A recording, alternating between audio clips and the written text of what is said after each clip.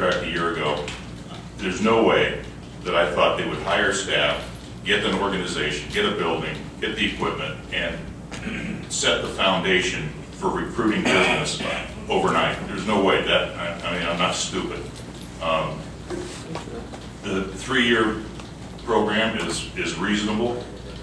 UTI is a business. They got 1 or 2 people now. They're going to have whatever they said they're going to have in 3 years. It's not snapping your fingers and growing overnight. And I've been here for 20 years, working in this town. I've lived here for 16 years now. I've seen economic development run by this city who's failed miserably in every category.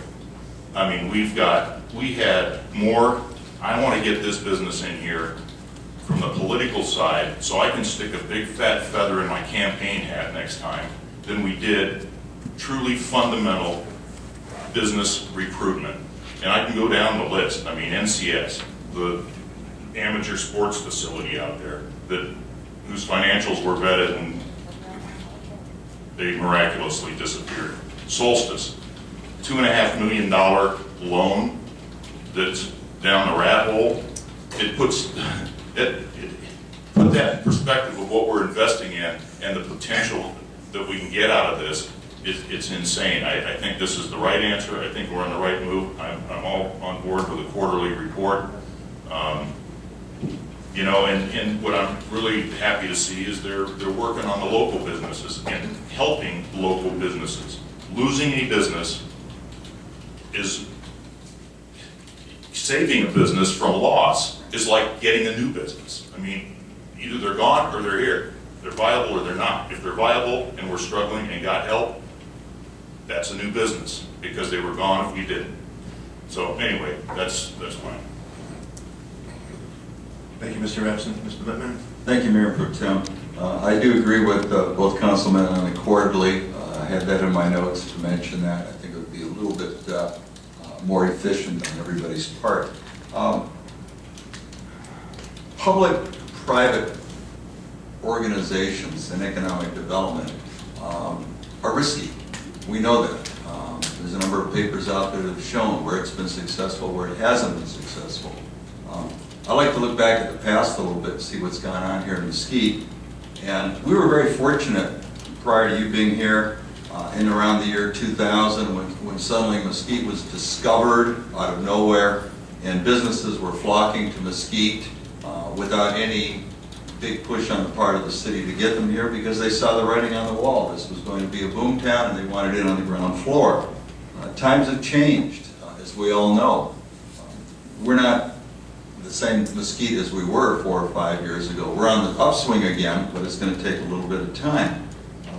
The one thing that I'd like to see occur, and I think we've kind of hampered your development at this point, because everywhere I look, where I find successful economic development, I find incentives being offered by communities that we're, as a council and as a city, have not done. Do they always work? No. Do they usually work? Yes. Now, when I talk about incentives, I know I hear it from public, well, you can't give away the farm. Well, our intention, or at least my intention in the research I've done, is we don't give away the farm, but we do look at what's been done elsewhere in the way of what I call back-end load tax incentives and other incentives. Because we're not unique in the world out there. There are a lot of companies looking for places to locate. And when you say, how about Mesquite? Well, there are a lot of great places out there. Some of them are nicer than Mesquite. Some of them aren't as nice as Mesquite.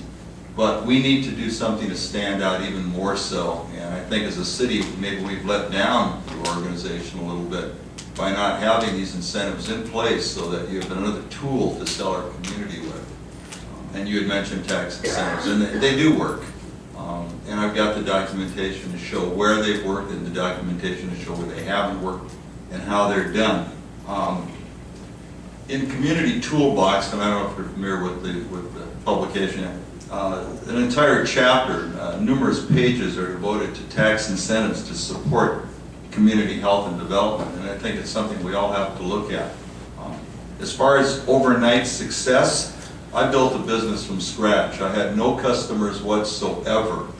Okay, I leased the building and I started a business in 1984 with 2 employees, myself and one other employee. And when I sold that business, it was still a small company. I had 10 employees and it quadrupled my business. But it didn't happen in the first year. Had I waited for first year success, I would have probably closed my doors and said, you know, this isn't going to work. But I continued to market it, and it became a very successful business. And that's something that I think a lot of people are jumping the gun at, that we're going to say we're MRBI and we're Mesquite, and people are just going to pound the doors down, and it's not how business works. We're on the cusp, I think, of a very successful future in Mesquite, and I strongly support the organization. I do want to see, again, perhaps a little bit more openness to the public as far as what's going on. I know, there's some legal issues involved about meetings and so forth, but I think you're going in the right direction. And of course, nobody expects you to spend your entire day telling everybody what's going on every day. You get nothing done that way. Your job is to do economic development, and we can wait for quarterly, I think. As far as there was a comment made about, well, there's some people from Wyoming here that are working now. Well, those are jobs. They're paying money in the city of Mesquite. I don't care if there's 1 or 101. Everyone counts. They come to Mesquite and they've got a job here. I don't care where they came from. They're bringing something to contribute. So I think you're going in the right direction. May I add one clarification on incentives? If you give me 1 more second. I completely understand that some communities actually build in incentives and provide incentives, but I am also a very, very strong believer that we do a return on investment impact study so that that community knows exactly how long it will take for that incentive to be recaptured back into the city coffers, or back into sales tax, or back into property tax, or back into whatever, but the impacts that need to be identified to everything, the city infrastructure, to the schools, to everything, and these impact models will provide that. And before I would bring a company to you to ask for any type of incentive, we would do that research to prove to you that they do add value to the community over time. Just want to say that.